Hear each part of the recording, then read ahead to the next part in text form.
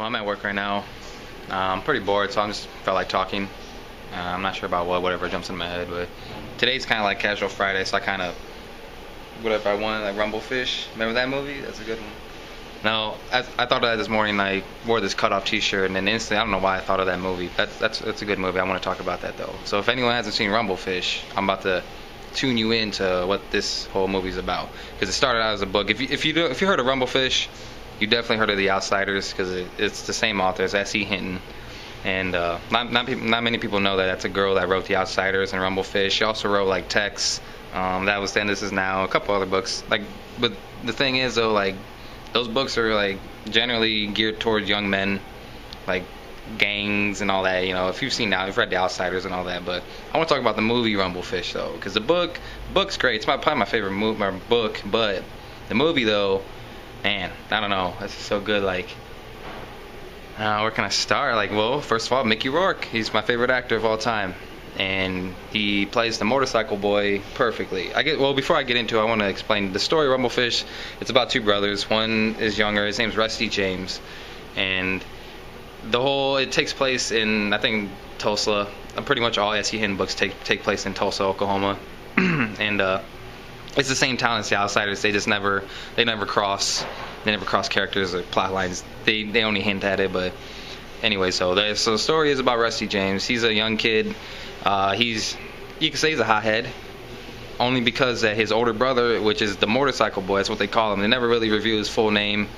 They just call him the motorcycle boy because he always steals motorcycles and just cruises. But before, to set the story, the way the movie starts though, it's already the story's already going on, because the motorcycle boy, he was leader of all the gangs in that neighborhood and all that. He got them all together, but he got all the gangs together to have a peace. He wanted no more fighting, none of that, because he knew that the cops, that's what they want, typical gang, the patriarch, like, oh, I got to get everyone to stop fighting because, we got to team up against the police. Like, you seen the Warriors, Cyrus, all that.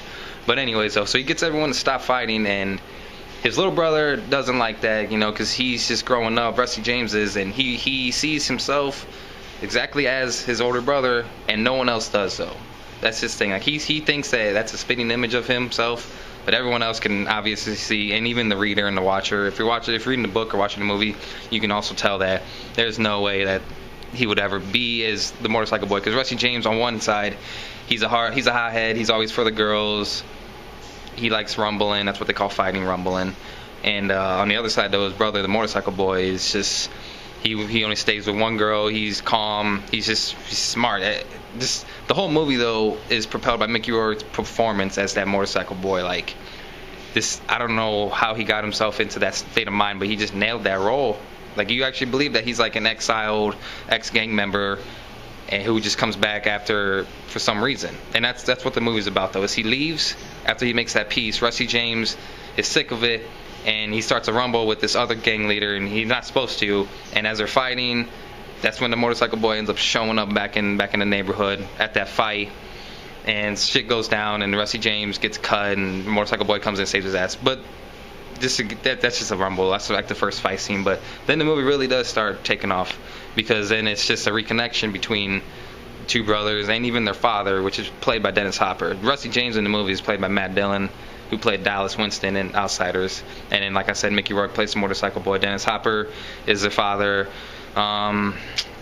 What's her name? Diane Lane. She's beautiful in this movie too. She's young, but she's always beautiful. But she plays his Rusty James's girlfriend.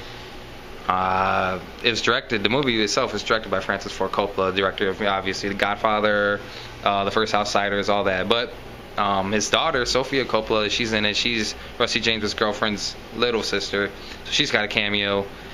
What other little information? I'm just spewing out whatever I can think about this movie, because I can go on for a long time about it. But yeah, anyway, so the whole movie is them trying to reconnect. And I'm not gonna say there's no plot to the movie. There's not like a steady plot. Like, they're not trying to get money to get out of the ghetto, or they're not trying to take this other crew down or anything like that. It's nothing like that at all. It's just them hanging out and just trying to get back together. But by the end of the second half of the movie though, you can tell that something's not right with the motorcycle boy. And I don't want to ruin it, but the end of the movie is really sad, I think. But I recommend watching it. Rumblefish came out in 1980, I think 3. Could be wrong though. I'm thinking 3. But yeah, it's a classic movie. It's really good to watch too because it's a good film the way they made it because it's all in black and white. And I know that might put some people off, like I'm not watching a black and white movie, but it's not like people associate black and white with the old boring movies of the 30s and 40s, which I think are great movies. I love those movies. Humphrey Bogart is my dude.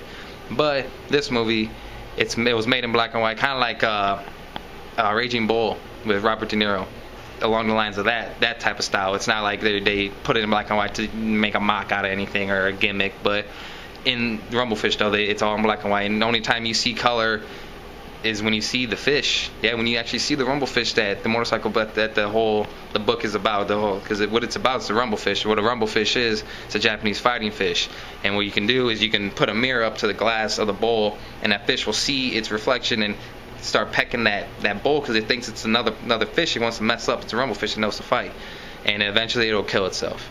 So that's where the name of the movie comes from.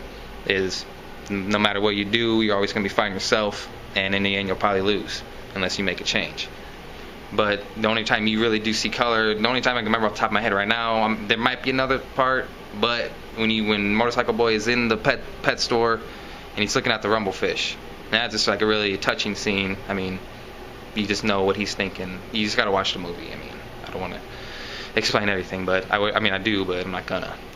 And it's kind of like it's not like Sin City. Like, remember that one when it's all in black and white, but then it shows shades of color here and there. Like, no, it actually has a meaning. Like, the fish are colored, and I think there's maybe a motorcycle might be colored later in the movie. I'm not sure though. I'll have to go back and watch it. But anyway, so it's a great movie. I give it a 10. It's top notch. To me, it's better than The Outsiders because I've read the book so much. I love the book. The movie just fits perfectly. The Outsiders book and The Outsiders movie are good adaptations, but The Outsiders movie, the only thing it has on Rumblefish is the cast, because the cast is almost similar in both, but the Outsiders has more big names, even though they weren't big. Like, that's Tom Cruise, Emilio Estevez, some other people too, Leif Garrett, all them. But Rumblefish has Chris Penn, Samuel Jackson's in it, young Nicolas Cage, he's in it. Who else is in it? Everyone's young though. That's the thing about the movie. Vincent Spano, he does a great job as Steve. His character is just almost as good as Mickey Rourke's Motorcycle Boy. He plays this nerd because he's Rusty James's friend, and he's just like a nerd shut in. And you almost wonder, like, why is this nerd hanging out with the tough kids, the greasers, if it was Outsiders? Because that's what their gang would be. They'd be a greaser. But anyways, like I say, it's a 10 out of 10 movie. It's great. If you get a chance, I definitely recommend watching it. If you're a fan of Mickey Rourke, or if you're a fan of just crime movies, I'm not gonna say it's a crime movie, but it's like an urban drama. It's got crime involved in it. The whole movie, the genre covers so much, but I just wanted to touch on that, so go watch it.